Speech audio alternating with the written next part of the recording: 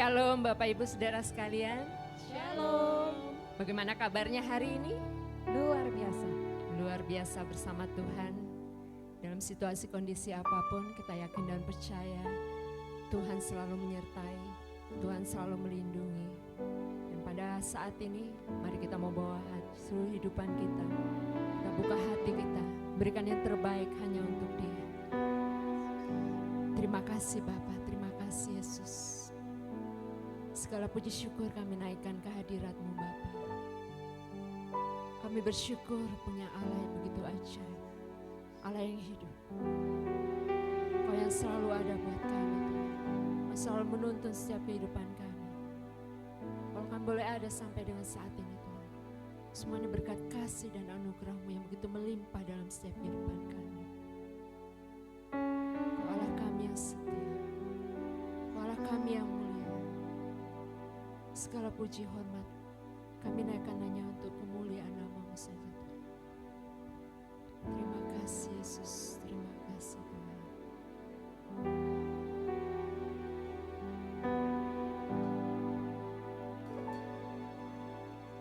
Bapa, Kau setia, Bapa, Kau mulia. Tenanglah jiwaku, aman bersama-Mu.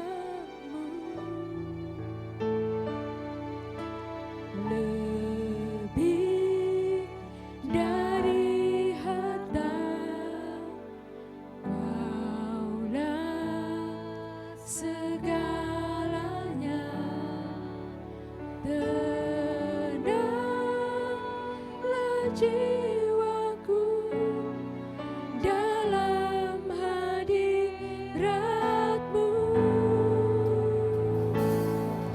Kau tunjukkan kasih setiamu,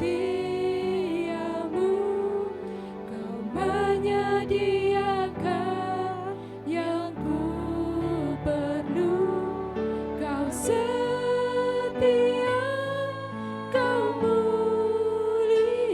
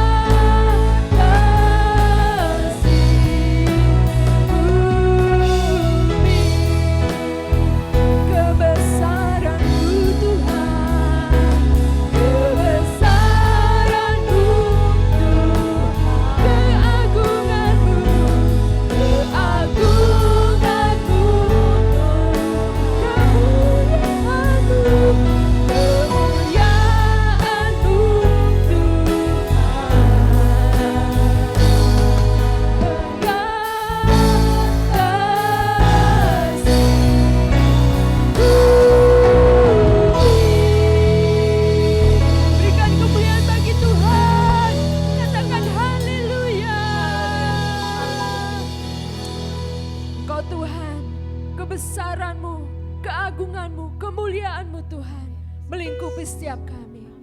Bertahtalah di atas puji-pujian kami Tuhan.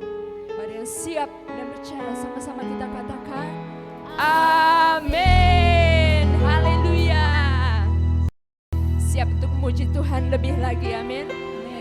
Bapak Ibu Saudara, dalam situasi kondisi apapun kita mau katakan Tuhan Yesus baik, sungguh amat baik, untuk selama-lamanya. Tuhan Yesus baik, katakan Tuhan Yesus baik. Tuhan Yesus baik, sungguh amat baik, untuk selama-lamanya. Tuhan Yesus baik, katakan mau bersorak-sorai bagi Tuhan, berikan yang terbaik buat Tuhan, amin.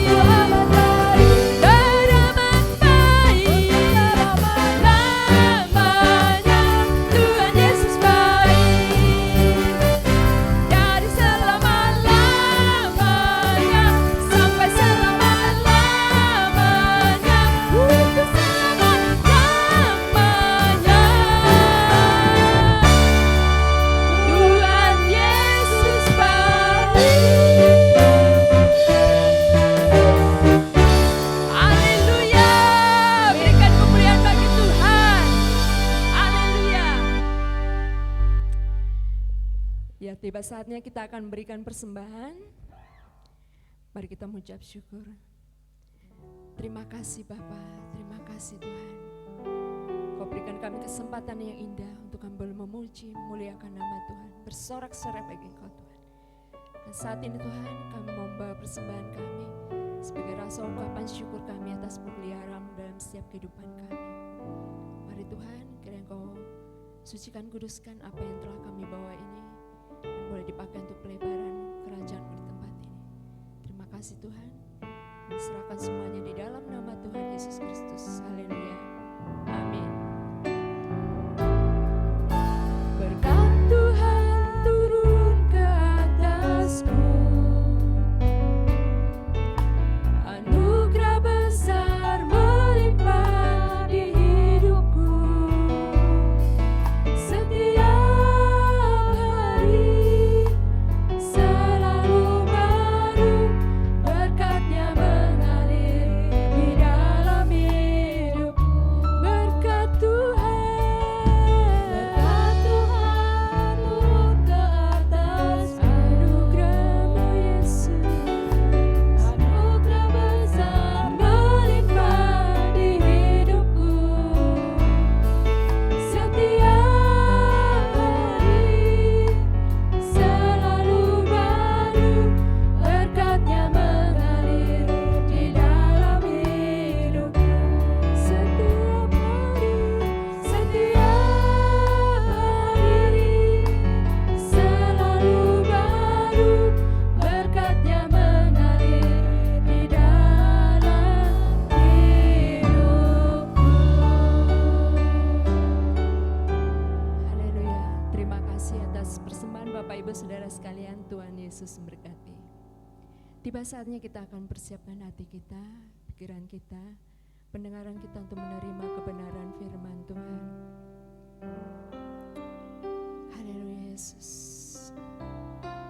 Kami bersyukur Tuhan. Kami punya gembala yang begitu baik, yang menuntun setiap kehidupan kita, yang membawa kami ke dalam air yang tenang. Dalam situasi apapun Tuhan, kami tidak takut karena Engkau beserta dengan kami Tuhan. Sehingga kami memperoleh kemenangan yang daripada-Mu Yesus.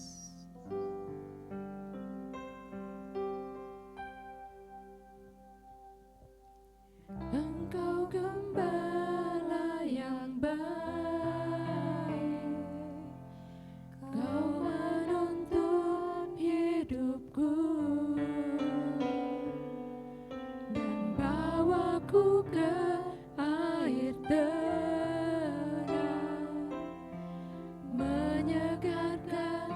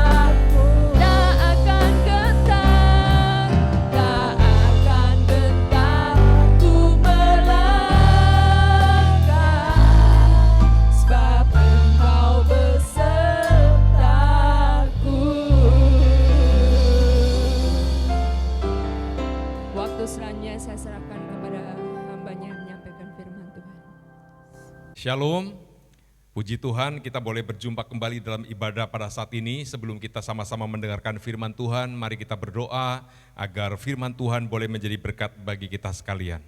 Bapa kami di dalam sorga, kami bersyukur pada saat ini kami boleh bersama-sama berbakti, beribadah kepadamu, memuji dan menyembah Tuhan. Dan ini waktunya kami mau duduk diam di hadapan hadirat-Mu mendengarkan firman-Mu. Bapa, berbicaralah, firman-Mu adalah kekuatan hidup kami, pengharapan hidup kami. Firman-Mu juga adalah perlindungan dalam hidup kami. Berbicaralah Tuhan, kami siap mendengar. Di dalam nama Tuhan Yesus, kami berdoa, kami bersyukur, haleluya, amin. Baik, sekali lagi shalom. Saya percaya kita semuanya sangat bersuka cita dalam hadirat Tuhan, di mana kita boleh mendengarkan firman Tuhan. Firman Tuhan saat ini akan saya beri tema, hidup berhasil, mati masuk sorga. Sekali lagi, hidup berhasil, mati masuk sorga. Saya percaya ini adalah dambaan bagi setiap kita di dalam menjalani kehidupan, hidup sebagai orang yang berhasil, sebagai orang yang beruntung. Pada waktu kita mati masuk sorga. Nah, saudaraku yang dikasihi Tuhan, saya akan membacakan ayat firman Tuhan bagi kita sekalian. Dalam kitab Yosua pasal 1 ayat yang ke-8, janganlah engkau lupa memperkatakan kitab Taurat ini, tetapi renungkanlah itu siang dan malam, supaya engkau bertindak hati-hati sesuai dengan segala yang tertulis di dalamnya. Sebab dengan demikian perjalananmu akan berhasil dan engkau akan beruntung. Saudara, ini satu ayat kebenaran firman Tuhan yang disampaikan Tuhan kepada Yosua pada waktu dia menerima delegasi tugas kepemimpinan dari Musa kepada Yosua untuk memimpin bangsa Israel masuk ke tanah perjanjian. Tuhan mengingatkan bahwa perjalanan Yosua itu akan berhasil dan akan beruntung. Tuhan mengingatkan beberapa hal supaya Yosua menguatkan hatinya, meneguhkan hatinya, jangan kecut, jangan tawar hati, dan memiliki kesukaan untuk merenungkan firman Tuhan dan memperkatakan firman itu siang dan malam. Saya percaya prinsip yang sama Tuhan mau berikan kepada kita sekalian sebagai orang yang percaya kepada Tuhan. Tuhan rindu Bapak Ibu Saudara kita menjadi pribadi yang berhasil, menjadi pribadi yang beruntung agar nama Tuhan dipermuliakan melalui keberhasilan dan keberuntungan kita. Nah, tetapi saudaraku, bagaimana kita bisa mengalami semuanya itu? Bagaimana kita bisa meraih setiap apa yang Tuhan sudah janjikan dalam hidup kita? Bahkan pada waktu kita mati kita bisa masuk sorga. Kita akan belajar bersama-sama tentang syarat untuk mengalami semuanya itu. Saudaraku, yang pertama, untuk menjadi orang yang berhasil, kita harus tunduk dengan hukum keberhasilan yang Tuhan berikan kepada kita. Kita melihat satu contoh Uzia Raja Yehuda dalam 2 Tawari pasal 26 ayat 4 sampai ayat yang ke-5. Di sana dikatakan, ia melakukan apa yang benar di mata Tuhan, tepat seperti yang dilakukan Amasya ayahnya. Ia mencari Allah selama hidup Zakaria, yang mengajarnya supaya takut akan Allah, dan selama ia mencari Tuhan Allah, membuat segala usahanya berhasil. Saudaraku yang dikasihi Tuhan, untuk menjadi orang yang berhasil, kita harus tunduk, harus taat, harus hidup di bawah hukum keberhasilan. Nah, kita melihat contoh berhasil menurut firman Tuhan sesuai dengan rencana Allah dari kehidupan seorang raja yang bernama Uzia. Saudaraku, di sini ada 2 poin penting yang perlu dicerna dan diperhatikan oleh kita. Sebagai seorang raja, dia punya otoritas tertinggi, dia menerima penghormatan tertinggi, dan dia menerima kepercayaan tertinggi dari umat Israel. Tetapi yang Uzia lakukan, dikatakan ia melakukan apa yang benar di mata Tuhan. Jadi kalau saudara dan saya menjadi orang yang mau berhasil, kita harus melakukan apa yang benar di mata Tuhan. Kadang orang yang benar di mata Tuhan ini belum tentu dianggap benar di mata manusia. Tetapi saudaraku, inilah yang dilakukan oleh Uzia. Dia melakukan apa yang benar di mata Tuhan. Nah, kita akan belajar bersama-sama tentang prinsip ini, saudaraku. Melakukan apa yang benar di mata Tuhan ini sungguh-sungguh menjadi sebuah prioritas yang dikerjakan dan dilakukan oleh Uzia. Ada banyak raja-raja Israel yang muncul, datang silih berganti, tetapi di antaranya dikatakan mereka melakukan apa yang jahat di mata Tuhan. Pengertian melakukan apa yang jahat di mata Tuhan pada waktu itu, raja-raja Israel yang melakukan apa yang jahat itu, mereka melakukan penyembahan berhala. Mereka membuat patung, mereka memuja dewa, mereka tidak lagi percaya kepada Allah, mereka menolak kehadiran nabi-nabinya Tuhan, hamba-hamba Tuhan yang menyampaikan nasihat Tuhan dalam hidup mereka. Di pemandangan mata Allah, penyembahan yang bukan kepada Tuhan, ini disebut sebuah kejahatan.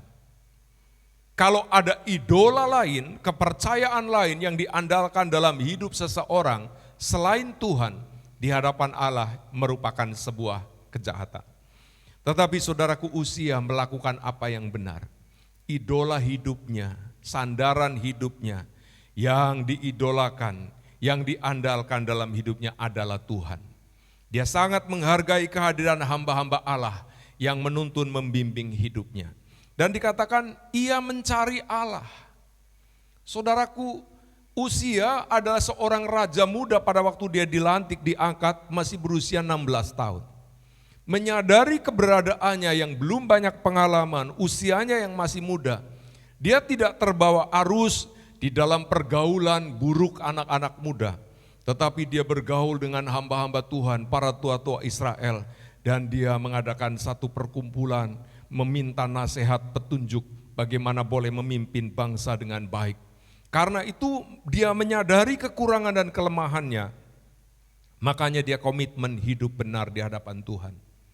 Yang kedua, dia komitmen untuk mencari Tuhan. Dan Alkitab berkata selama ia mencari Tuhan, Tuhan membuat usahanya berhasil.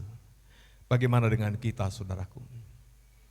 Kerinduan yang paling utama, semangat yang paling besar yang membara dalam diri kita. Sebelum kita semangat bekerja mencari uang, sebelum kita semangat bekerja mengembangkan usaha kita, seharusnya kita punya semangat yang luar biasa, yaitu mencari Tuhan. Kalau kita bandingkan di dalam kitab Matius pasal 6 ayat 23, di sana dikatakan, tetapi carilah dahulu kerajaan Allah dan kebenarannya, maka semuanya itu akan ditambahkan kepadamu. Saudaraku, mencari Allah, kerajaan Allah dan kebenarannya, maka semuanya itu akan ditambahkan. Dan prinsip ini, waktu Matius ditulis, itu Uzia belum lahir, karena Uzia hidup dalam perjanjian lama. Tetapi prinsipnya sama, dalam perjanjian lama maupun dalam perjanjian baru, bahwa prinsip orang yang haus dan lapar mencari Tuhan, mencari firman-Nya, mencari perkenanannya, mencari tuntunannya, bimbingannya. Maka saudaraku, kalau kita sudah mencari dan mendapatkan kepastian tentang hukum keberhasilan dan hidup di dalamnya, maka Alkitab berjanji kepada kita, dan ini Yesus sendiri yang berkata kepada kita, maka semuanya akan ditambahkan kepadamu. Saudara, kita seringkali rindu mendapatkan sesuatu menurut kriteria kita. Kita berhasil kan ada kriterianya, saudaraku. Orang yang berhasil itu usahanya maju, berkembang, bertumbuh, fasilitasnya bertambah, usaha kita, keluarga kita baik-baik, itu kriteria manusia dan saya percaya itu juga baik. Tetapi kalau kita mengikuti kriterianya Tuhan, tentang orang yang berhasil, itu adalah orang yang selalu mengalami penambahan. Semuanya, kata Tuhan, akan ditambahkan kepadamu. Bagaimana saudaraku, kalau kita memberikan sesuatu kepada Tuhan, kita biasanya memberikan sebagian, bahkan sebagian kecil. Itu pun kalau kita setengah-setengah dipaksa, agak-agak dipaksa. Tetapi Tuhan itu kalau memberi sudah enggak kepalang tanggung. Kalau kita sungguh-sungguh dengan Dia, Alkitab berjanji kepada kita semuanya akan ditambahkan. Amin, saudaraku. Semuanya, ini luar biasa. Tuhan yang kita sembah. Pada waktu kita mencari Dia, mencari tuntunannya, mencari bimbingannya, dengan hidup sungguh-sungguh, tidak takut lagi, tidak khawatir lagi, tidak mempermasalahkan lagi tentang masa depan kita, tentang apa yang kita makan, kita minum. Kita percaya sepenuhnya Dia pemelihara, pembela dalam hidup kita, dan kita terus mengupayakan setiap hari hidup tanpa kekhawatiran. Maka Alkitab berkata semuanya akan ditambahkan kepadamu.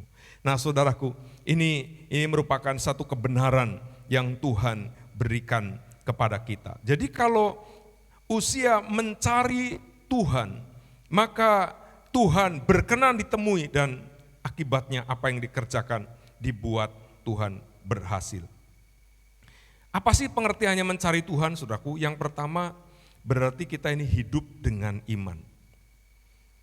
Mencari Tuhan setelah kita menemukan kebenarannya, maka kita hidup di dalam kebenarannya. Ini yang namanya iman. Iman timbul dari mendengar firman, setelah kita mengerti firman-Nya, setelah kita percaya firman-Nya kita dengar, maka timbullah iman, dan iman itu kita hidupi. Dan Alkitab berkata di dalam Roma pasal 1 ayat 17, kalimat terakhir berkata, orang benar akan hidup oleh iman.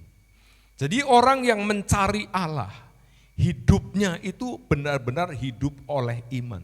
Setiap hari dia memperhatikan imannya.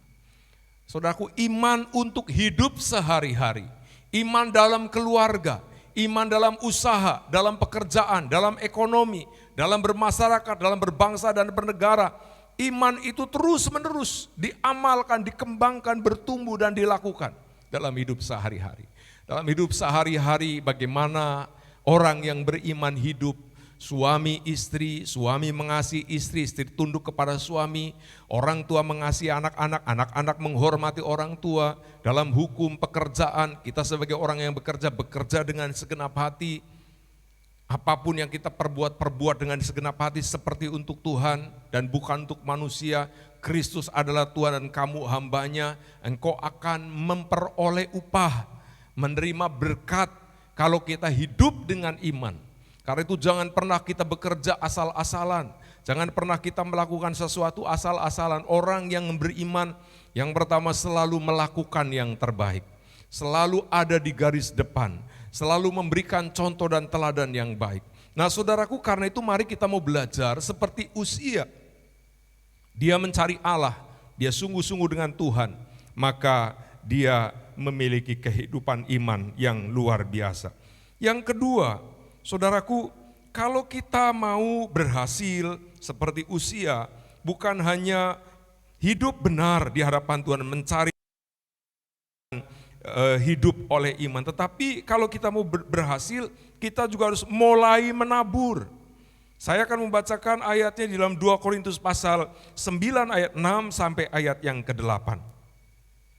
Camkanlah ini, orang yang menabur sedikit akan menuai sedikit juga, dan orang yang menabur banyak akan menuai banyak juga. Hendaklah masing-masing memberikan menurut kerelaan hatinya, jangan dengan sedih hati atau karena paksaan. Sebab Allah mengasihi orang yang memberi dengan sukacita. Dan Allah sanggup melimpahkan segala kasih karunia kepada kamu, supaya kamu senantiasa berkecukupan di dalam segala sesuatu dan malah berkelebihan dalam berbagai kebajikan. Saudaraku, orang yang berhasil harus taat dengan hukum keberhasilan. Hukum keberhasilan yang pertama, hidup benar di hadapan Tuhan. Hukum keberhasilan yang kedua, ia senantiasa mencari Tuhan. Mencari Tuhan dengan dua hal, dengan dua cara, yaitu dia mulai hidup oleh iman. Yang kedua, saudaraku, dia mulai taat, mulai menabur. Ayatnya berkata, siapa menabur banyak akan menuai banyak, menabur sedikit akan menuai sedikit. Dan Allah sanggup, saudaraku, kalau kita sedang menabur, kita sedang berhadapan dengan Allah yang sanggup. Sanggup apa? Sanggup melimpahkan kasih karunia-Nya. Tujuannya apa? Supaya ini tujuannya, supaya kamu berkecukupan di dalam segala sesuatu, malah berkelebihan. Saudaraku, di era pandemi seperti sekarang ini, saya mendengar ada begitu banyak orang mengeluh, menggerutu, bahkan bertengkar, berkelahi gara-gara omset usahanya menurun. Ekonominya mengalami perubahan. Saudaraku, saya percaya Tuhan kita adalah Tuhan yang hidup, Tuhan yang besar, Tuhan yang penuh dengan kasih. Apapun situasi keadaannya, Dia sanggup membela, menolong, memelihara, mencukupkan dalam segala sesuatu bagi anak-anaknya yang mencari Tuhan, yang hidup oleh iman, dan yang mau menabur. Setuju, katakan amin. Kalau kita mau belajar terus-menerus menabur, kita berhadapan dengan kesanggupan Allah untuk melimpahkan segala sesuatu, supaya saudara dan saya berkecukupan dalam segala sesuatu, bahkan berkelimpahan. Artinya saudara akan berhadapan dengan kesanggupan Allah untuk memelihara hidup anak-anaknya. Sekali lagi saudaraku, tema firman Tuhan saat ini adalah hidup berhasil, mati masuk sorga. Kalau kita mau berhasil, sekali lagi tunduklah dengan hukum keberhasilan.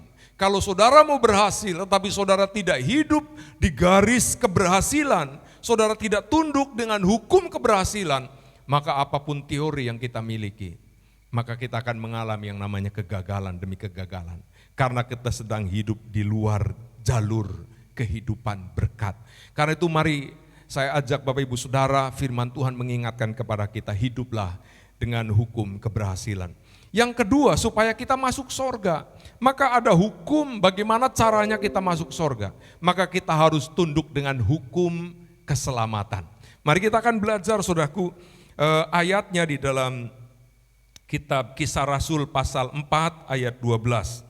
Di sana dikatakan, dan keselamatan tidak ada di dalam siapapun juga, selain di dalam Dia. Sebab di bawah kolong langit ini tidak ada nama lain yang diberikan kepada manusia yang olehnya kita dapat diselamatkan. Saudaraku, hukum keselamatan, Alkitab firman Tuhan sudah memberitahukan kepada kita, keselamatan itu haknya semua manusia yang mau percaya kepada Yesus. Tetapi keselamatan itu tidak ada di dalam siapapun juga. Tidak ada di dalam nama siapapun juga, nabi manapun juga, rasul manapun juga, selain ada di dalam nama Yesus. Sebab di bawah kolong langit di atas muka bumi ini, tidak ada satu nama yang dapat menyelamatkan manusia kecuali nama Yesus. Jadi kalau kita mau diselamatkan, yang pertama kita harus percaya kepada Yesus Kristus sebagai satu-satunya Tuhan dan Juru Selamat. Dialah yang mengampuni, Dialah yang menebus dosa kita. Kematiannya di kayu salib menghapus dan menebus segala kesalahan kita. Setiap orang yang percaya kepada Dia, bertobat, menerima Dia sebagai satu-satunya Tuhan dan Juru Selamat, orang itu akan diselamatkan. Saudaraku, kalau kita melihat di dalam kitab Efesus pasal 2 ayat 8-9, firman Tuhan berkata, sebab karena kasih karunia kamu diselamatkan oleh iman, itu bukan hasil usahamu, tetapi pemberian Allah. Itu bukan hasil pekerjaanmu. Jangan ada orang yang memegahkan diri. Saudaraku, keselamatan ini bukan hasil usaha manusia. Keselamatan ini bukan karena pekerjaan manusia. Keselamatan ini landasannya adalah karya Yesus di kayu salib, kasih-Nya yang begitu besar kepada seluruh dunia, kepada seluruh manusia, kepada seluruh bangsa, sehingga setiap orang yang percaya dari suku bangsa manapun, dia akan diselamatkan Tuhan. Ada orang yang beranggapan bahwa Yesus hadir hanya khusus untuk bangsa Israel. Tidak, saudaraku. Yesus sendiri berkata, pergilah, beritakanlah Injil kepada segala bangsa, kepada segala makhluk. Siapa yang percaya, dia akan diselamatkan. Artinya kalau kita boleh mendengar berita keselamatan, bahwa keselamatan hanya ada di dalam Yesus melalui penebusannya, kita hanya percaya, membuka hati, minta ampun kepada Tuhan, menyadari kita sebagai orang berdosa, membuka hati menerima Dia sebagai satu-satunya Tuhan dan Juru Selamat, maka yang pertama dosa kita diampuni. Saudara dan saya pindah dari gelap ke dalam terang. Sebagai orang berdosa menjadi orang benar. Saudara dan saya diangkat menjadi anak-anak Allah. Nama kita terdaftar dalam buku kehidupan. Kapanpun kita mati, kita pasti masuk sorga. Karena dasar masuk sorga itu bukan karena kita beragama Kristen, bukan karena kita suka ke gereja, bukan karena kita melayani, bukan karena kita memberi persembahan, tetapi karena kita sudah percaya kepada Yesus. Kita sudah menerima Dia sebagai satu-satunya Tuhan dan Juru Selamat. Nah, tentunya orang yang sudah percaya, sudah diselamatkan Tuhan, ada langkah berikutnya yang ia kerjakan, ia lakukan.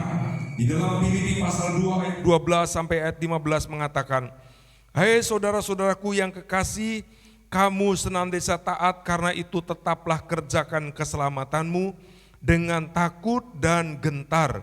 Bukan saja seperti waktu aku masih hadir, tetapi terlebih pula sekarang waktu aku tidak hadir.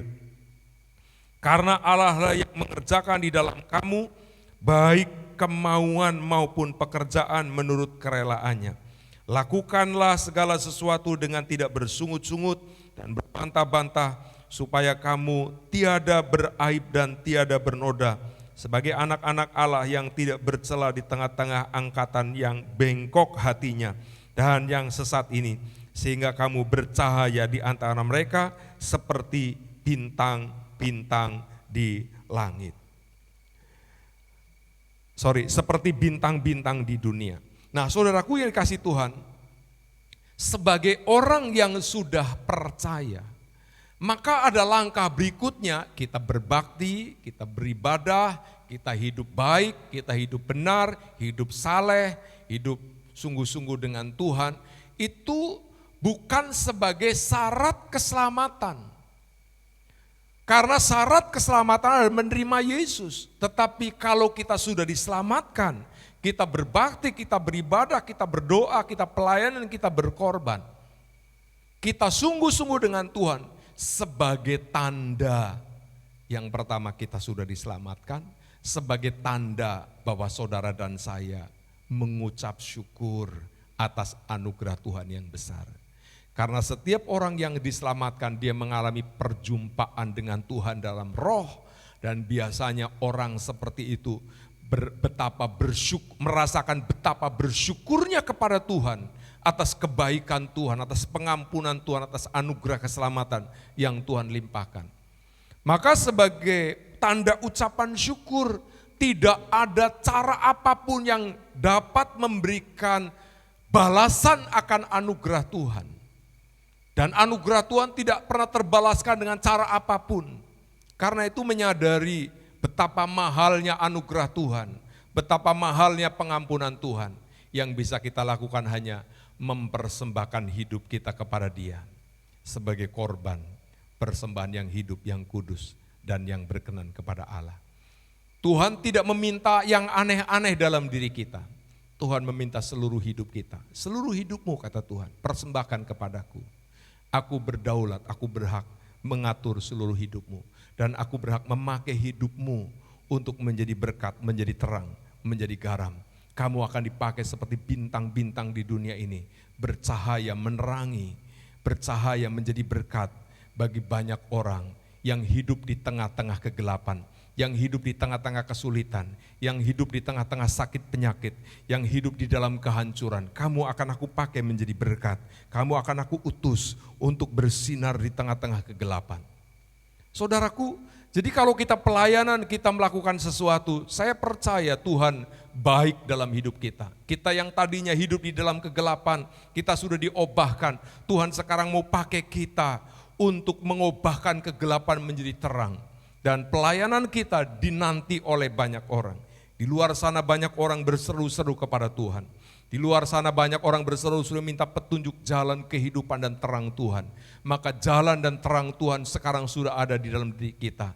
Jalannya adalah Yesus Kristus. Terangnya adalah kebenaran firman Tuhan yang harus kita beritakan kepada mereka. Karena itu Bapak Ibu Saudara, kalau saudara hidup di dalam hukum keselamatan, maka saudara kita harus menghadapi sebuah prinsip kebenaran yang jelas. Dulu Tuhan menyelamatkan saudara dan saya melalui orang lain. Ayo sekarang bagaimana orang lain diselamatkan Tuhan melalui hidup dan pelayanan kita. Ayat terakhir yang akan saya bacakan yaitu di dalam kitab Efesus pasal 2 ayat 10. Firman Tuhan berkata begini, karena kita ini buatan Allah diciptakan dalam Kristus Yesus untuk melakukan pekerjaan baik yang dipersiapkan Allah sebelumnya. Ia mau supaya kita hidup di dalamnya. Orang yang sudah diselamatkan itu sudah dipersiapkan oleh Tuhan satu pekerjaan yang baik, satu pelayanan yang baik. Baik pekerjaan untuk diri kita, keluarga kita, usaha kita, terlebih juga untuk pekerjaan Tuhan yang harus kita kerjakan, kita lakukan. Melaluinya hidup kita pribadi, keluarga kita diberkati, pelayanan kita memberkati banyak orang, nama Tuhan dipermuliakan melalui hidup kita sekalian. Saya percaya Bapak Ibu Saudara hidupnya berhasil, pada waktu kita dipanggil Tuhan pulang, kita mati masuk sorga. Amin. Tuhan Yesus memberkati kita sekalian. Mari kita berdoa, bersyukur buat firman Tuhan. Bapak Sorgawi, bersyukur buat firman-Mu, kami percaya firman-Mu adalah kebenaran yang memastikan bahwa setiap pribadi kami, jemaat-Mu, anak-anak-Mu menjadi pribadi yang berhasil dan pada waktu kami mati kami masuk sorga. Apa artinya kami boleh memperoleh seluruh dunia tetapi kalau kami kehilangan nyawanya. Tetapi betapa bersyukur pada waktu kami hidup sebagai orang yang berhasil dan pada waktu kami mati masuk sorga. Keberhasilan kami persembahkan untuk kemuliaan nama-Mu, untuk memberkati banyak orang. Terima kasih Bapa, memberkati setiap anak-anak-Mu. Kalau ada di antara mereka yang sedang lemah, Tuhan kuatkan. Kalau ada di antara mereka yang sedang sakit, Tuhan sembuhkan. Bapak Ibu Saudara yang sakit, angkat tanganmu. Saya akan berdoa agar Tuhan menjamah hidup saudara. Buka hati, angkat tangan saudara. Bapak diberkati anak-anak-Mu yang sedang sakit, mereka mungkin sedang berbaring di rumah sakit, di rumahnya masing-masing. Di dalam nama Yesus, Engkau yang sakit, terima mujizat, terima kesembuhan. Bilur-bilur Tuhan Yesus menyembuhkan engkau. Dalam nama Yesus, jadilah sembuh, jadilah kuat, jadilah sehat. Dalam nama Yesus, terima mujizat. Engkau dipulihkan oleh Tuhan. Terima kasih Bapak, kami percaya Engkau sudah memberkati setiap kami. Tidak lupa kami berdoa untuk bangsa negara kami, bangsa Indonesia. Diberkati Presiden, Wakil dan seluruh jajaran pemerintahan dari sipil maupun militer, pusat sampai daerah. Anugerah Tuhan limpah, kebijaksanaan daripada Tuhan untuk mengambil keputusan-keputusan penting agar bangsa kami menjadi bangsa yang diberkati. Diliputkan, dibebaskan dari pandemi COVID-19 di dalam nama Yesus Kristus. Kami nyatakan negeri kami aman, sehat, pulih kembali, ekonominya pulih, kesejahteraannya, keamanannya diberkati oleh Tuhan. Sebentar kami akan mengakhiri ibadah ini Tuhan, Engkau menyertai memberkati, kami akan melanjutkan seluruh aktivitas kami, Allah menyertai dan memberkati kami. Kami akan menerima doa berkat, kami mengangkat kedua belah tangan kami, tengadakan wajah kami membuka hati kami di hadapan Tuhan. Bapak Ibu Saudaraku yang dikasihi Tuhan, saat ini terimalah berkat damai sejahtera dari Allah Bapa, kasih sayang dari Tuhan Yesus, persekutuan pengurapan yang berlimpah-limpah di dalam kuat kuasa Roh Kudus, turun dalam hidupmu, diberkatilah engkau, diberkatilah keluargamu, diberkatilah ekonomimu, diberkatilah pendidikanmu, diberkatilah kesehatanmu, diberkatilah engkau pada waktu masuk, pada waktu keluar, di kota, di desa, dimanapun engkau berada, tangan Tuhan selalu menopang hidupmu, apapun yang kau kerjakan selalu dibuat Tuhan berhasil, hari ini sampai selama-lamanya Tuhan memberkati engkau. Dalam nama Yesus kami berdoa, haleluya, amin. Tuhan Yesus memberkati.